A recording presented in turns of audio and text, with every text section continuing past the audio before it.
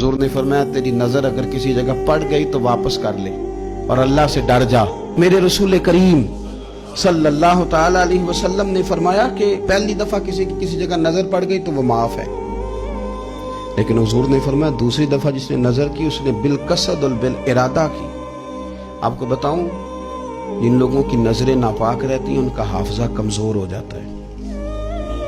जिन लोगों की नजरें नापाक रहती हैं उनकी इबादत की लज्जत चली जाती है।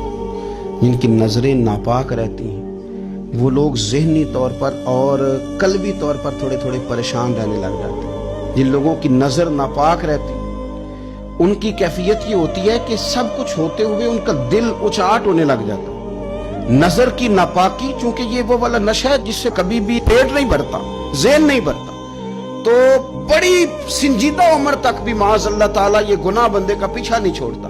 नजर की सफाई, मेरे नबी पाक अलैहिस्सलाम ने फरमाया, मुस्नद इमाम अहमद बिन हंबल में क्या खूबसूरत लफ्ज हैं। हुजूर ने फरमाया तेरी नजर अगर किसी जगह पड़ गई तो वापस कर ले और अल्लाह से डर जा।